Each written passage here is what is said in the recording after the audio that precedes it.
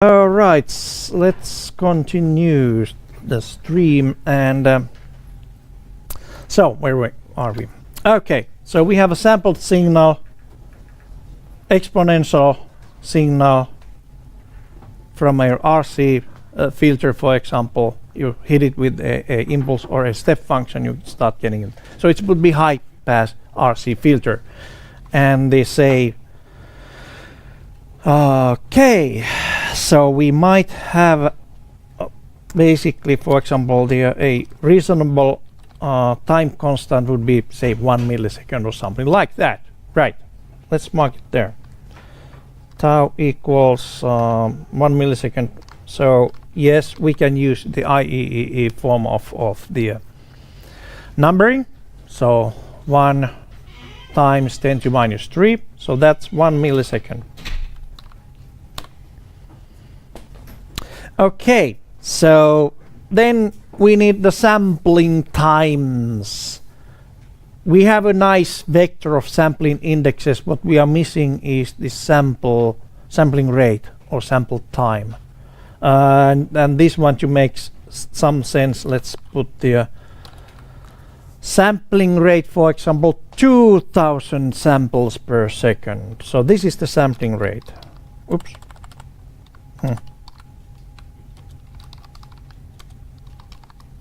Oh, right, which means that we have the sample time is 1 over fs. Oops. Sample time. Ha. Good. So now we are all set for sampling, where we just replace the t with n times ts, or n divided by fs. So let's see, we'll call it xx equal to exponential of minus t is now n times ts divided by tau. And I really hope that it makes some sense. Anyways, this is what we'll get.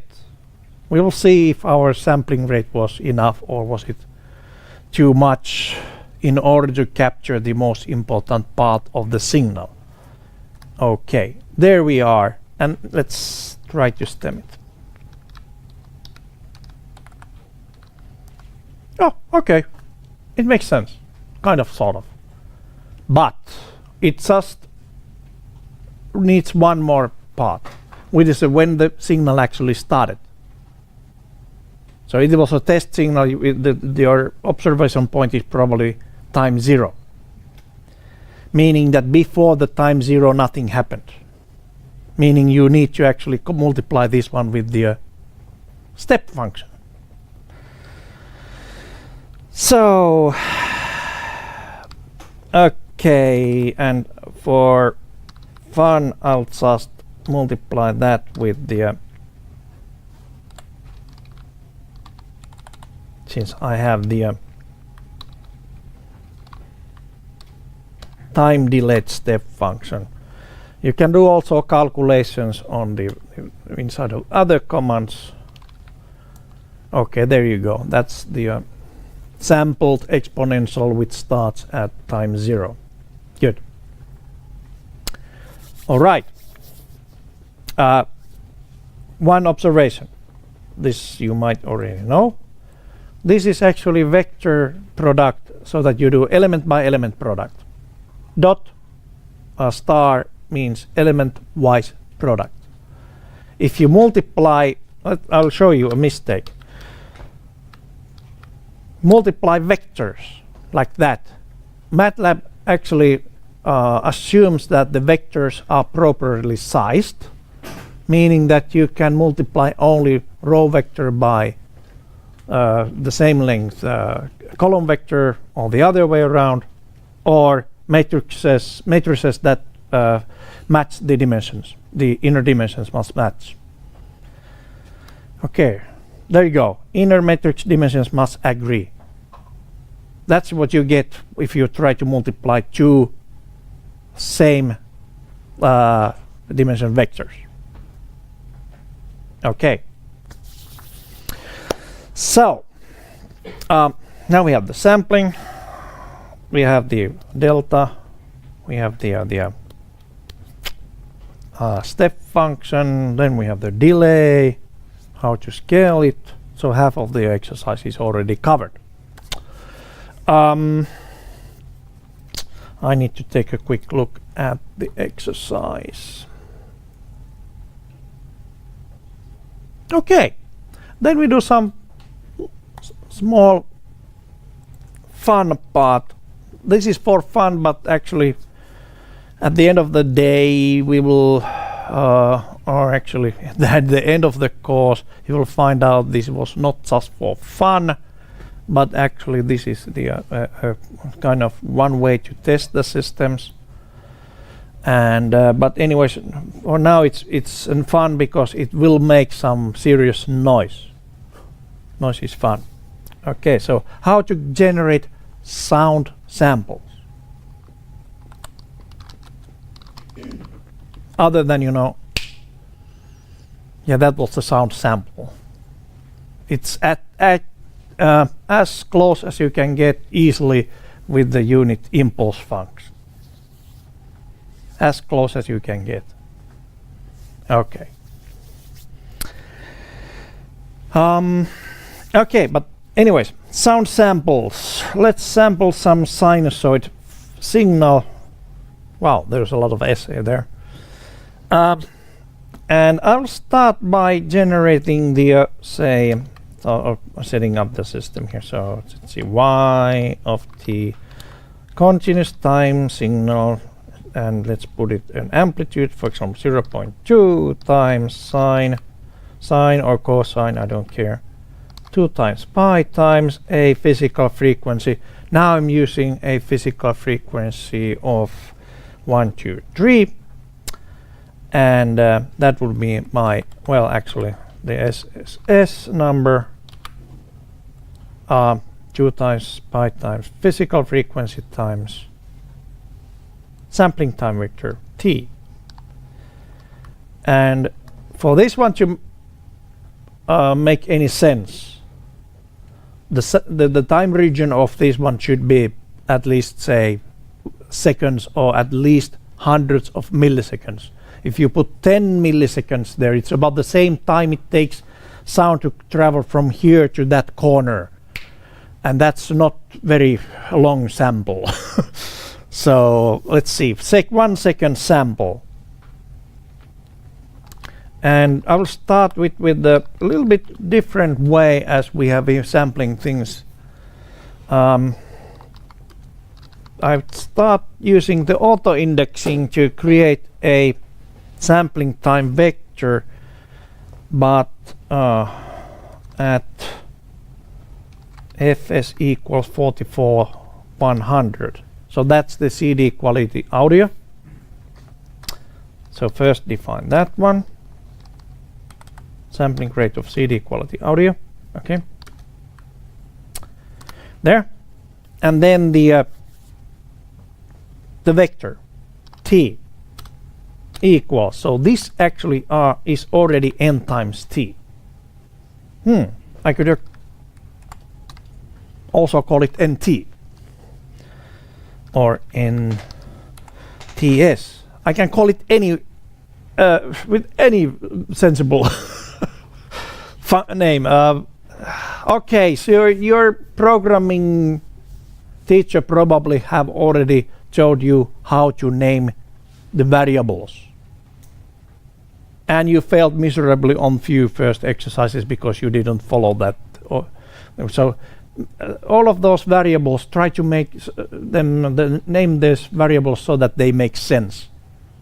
So I use very short variable names because, well, I'm an old guy. Okay, you are younger, you have, you know, fresh hands, you can type longer variable names as long as they make sense. Okay, for me NTS makes perfect sense. It's n times ts. All right, so but anyways, I start the time from 0. I want to go to 1 second. Okay, but I want also to sampling rate to be fs. So that's actually how you do it.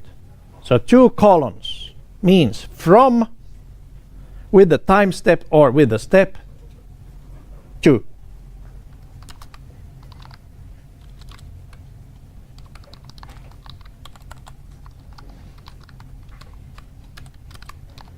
Okay, so that's the sampling time vector. The SSS would be our signal frequency. Just to make an example, so this is last 3 non-zero digits of your student ID number. Okay, so student ID number. For example, if you have a student ID number 2001506, last 3 non-zero digits are those. So your SSS equals 156. That's how I actually have scaled the exercises so that they more or less make sense. So you have all the numbers between 111 to 999, which is already 1 decade of dynamic scale, but anyways it works. So SSS comes from your own student ID number, this time 156 there, and now I can generate my sound sample. Clean sound sample without any noise. 0.2 times sine 2 times pi times SSS times NTS.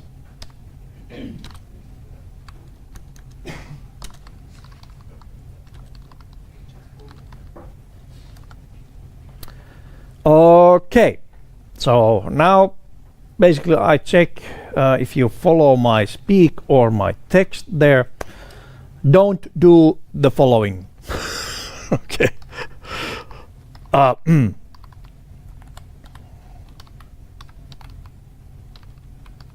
And why you should not do the following?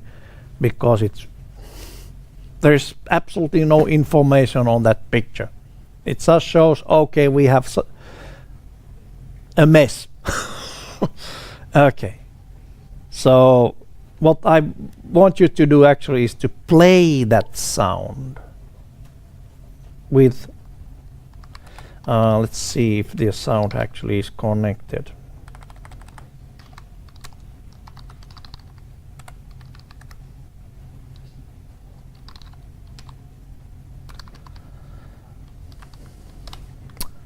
With the sampling rate. Nothing happens, so the sound is not connected on this computer. I'm not fixing it because I also am streaming, so I'm start fixing. I probably broke the stream, but someone could actually try sound of that one and to give us an example of how it sounds like, if you get that far. Anyways, it should see 156 hertz sound, which is yes. That one, thank you. But that was higher. That was close to 1 kilohertz, I think. 156 is quite low frequency. Anyways, so that's how you play the sound. Next thing is then how to put some, let's see. Yes, signal to noise ratio. How to create their noise. I leave the signal to noise ratio calculations to you. I will just give you some hints. Okay, first of all, signal to noise ratio. That was the power of signal divided by the power of noise, 10 base logarithm times 10, or the actually 20 times log of 10 standard deviation of the signal divided by standard deviation of the noise. It was variance squared, so deviation like that one. Okay, what you need to do is now basically calculate, first of all, measure your signal since now you have a luxury of measuring your signal variance. Although it's sinusoid, you should know it by heart or by math. But anyways, the STD of signal is simply STD and SS. Standard deviation. Right. Does it make sense? It should. It's sinusoid. There's a square root of 2 somewhere. Okay. And just the amplitude was 0.2 divided by square root of 2. Something like that. So the standard deviation is now, we know this one. Okay. This is set to SSS. You need to find out now the noise variance, or the noise STD. Okay, and when you get this noise STD, you actually take the random number generator, take normally distributed numbers with mean 0 and variance of 1, and multiply it with this standard deviation. And this noise now can be added to the signal, the noiseless signal. So for example, if you get a STD by doing the calculations from there, you get STD of the noise, for example, 0.5. That's the linear scale. And this is basically noise amplitude. Well, not amplitude. This the deviation. Then you take the random numbers. No. Or no. No. Better. No, might be actually a reserved name. Okay, so then we have the that is the scaling, and then you get actually I know that it's called random. Okay, how do I know it? I have been using Matlab since 1984. Where were you when it was 1984? Yes, I'm old. Oh no. The okay, and then it just requires the size of your vector, and you get the size of your how many points. You need to generate one random number for each point on your test vector, for example like this, same size as SS, and then scaled to the that noise amplitude there. That's how you get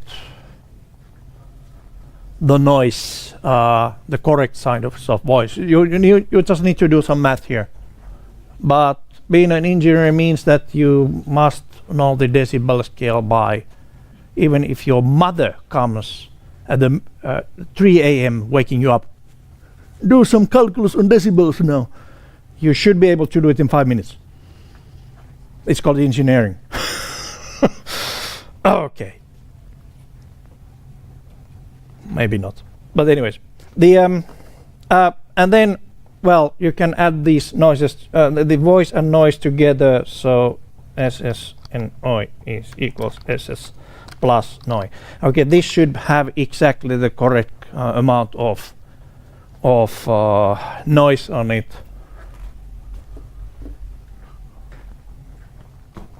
Like that. Good. So what does this one look like then? Well, it does look like a noisy signal, but it's more interesting actually how it sounds like. Unfortunately, I don't have the luxury of the audio right now here. I will fix it for the next time. But that's how you generate it, and then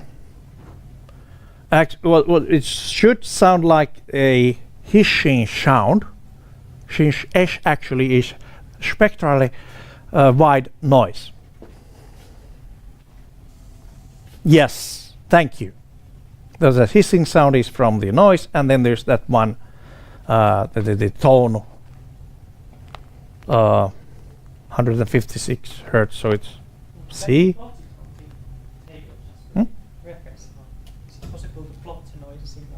Oh yeah. It looks like a noisy signal. Yes, yeah. Looks like a noisy signal. But it still has the sinusoid, and it actually shows up on spectral space. Why do I know that one? Think of your hearing. You are not hearing any single values. You are hearing in spectral space. That's why music is so nice to your ear. And you know the physiology of your ear actually, how it works. By vibration, the sensing elements actually are vibrating and giving the signals to the brain that, oh, there's some voice. So it actually works on the spectral space. Okay, next. And the final hint for today is that how to save this one so everyone can hear your nice signal. There are some commands to do it, but let's see. There might be even, let's see, export. Does it have an export? No, I don't see it here. Okay, but anyways, you can export this one by applying wave write. Let's see, doc wave write. If nothing else works, check the documentary. Actually, this Matlab has probably the world's best documentation ever on any of the programs, since this help actually gives you help. You can search for help, and then if you remember the name of the some function, you can check how it works. And yes, so wave write. Oh, has been removed. Audio write. Let's use the audio write instead. It even tells you that you are old and you should actually update to the newer version. So audio write, okay, much better. The audio write, file name, data, sampling rate, then actually, okay, I think that's just fine. So actually it can handle all sorts of file formats, but yeah, that I think the WAV files can actually be used everywhere. But okay, let's see. MPEG would be fine. You just need to set this function to actually produce the correct format. And if it was my subroutine, actually I would actually check what kind of file extension there is and then write that format. Maybe it works like that. You have time to read the documentation. But anyways, I'll just do something here. So audio write, file name would be, let's see, foobar wave. Sorry, I think I need to use a single prime. Yes, foobar.wave, data, ss noise, fs. Then the rest of the parameters would be to set up the values correctly for the saving. However, I think this would do just fine. It might actually now start complaining about clipping values, since let's see, Let's go to the figure again. As you can see, this is more than from -1 to 1. And by scaling, actually, it might start losing some data. Well, but we will see. It doesn't break if I yes, data clipped when writing file. So it actually scales the data from -1 to 1. But no, yeah, the scales only the data, uses only the data from -1 to 1, and the rest of that was clipped. So is it just a convention into that? Yes, yes, yes. It's it's just function. Yeah. But there are also ways to rescale it or use some other format. I think MPEG can actually handle the, usually on the amplifiers have a scale from 0 to 10. So some file formats actually have 0 to 100. Okay, but anyways, it's still there. It's just a little bit clipped. We clipped some noise out, but who cares? Okay, but anyways, we have the that foobar.wave here. So now you can then move that to your Google Drive. So how to actually put a link to this one. Sometimes I get a link to a file that actually is on C drive. Not a good idea. So let me show you quickly, just as a reminder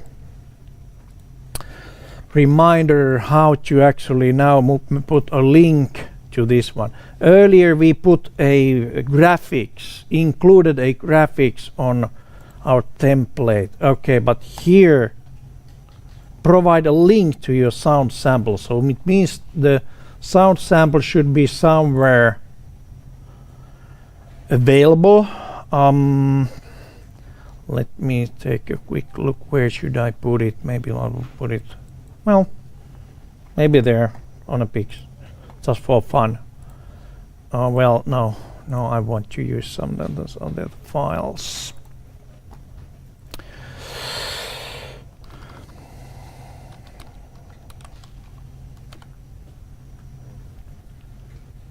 I will put it here. Okay. There I have it. Only I have access to it. So if I put a link for that one, it does not open and I would lose a point. So first things first, share it.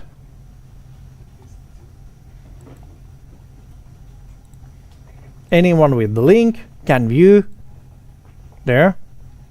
Now I copy this one. There's the address, done. And then I can provide a link. There.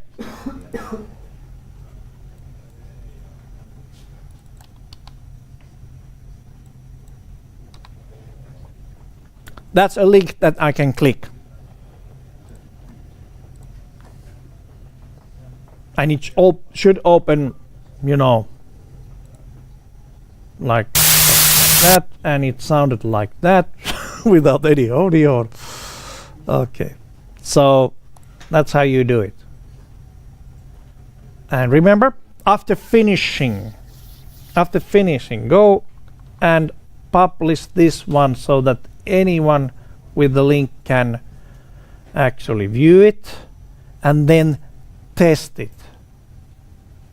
Test it, for example, sending a link of that one to your friend who can then access it without your Google login to test if it opens. Since every time you are missing something that I cannot open, he will lose a point. Okay, so if I calculated correctly, you should have enough of information to survive.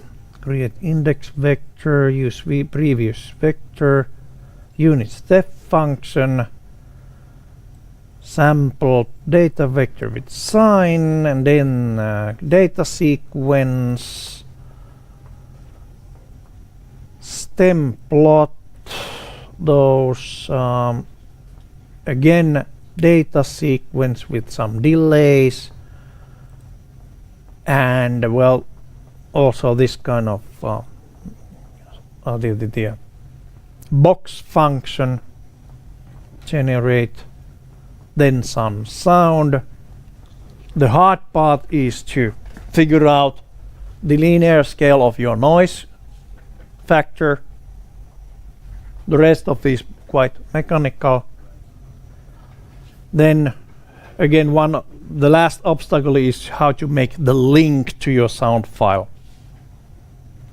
Okay, so that's my show. I will be here until let's see, 3:45 ish to help you getting started and going through the exercise. And this exercise deadline is next week Monday at 11 o'clock. So before the next class starts. Deadline is 1 week. Okay. Matlab is installed on all of those computers. If you are using Matlab on your own computer, make sure that it's a legal version. Remember what I said about about being professional. Don't steal anything unless you are, of course, a theft professional. So use the legal versions. If you do not afford legal version on your own computer, then there's Octave, which works just about the same as Matlab. It's just missing some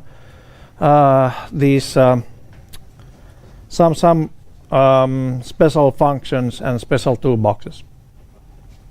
Okay, good. That's all for now. Now I'm shutting up, and then you can start working on the exercises.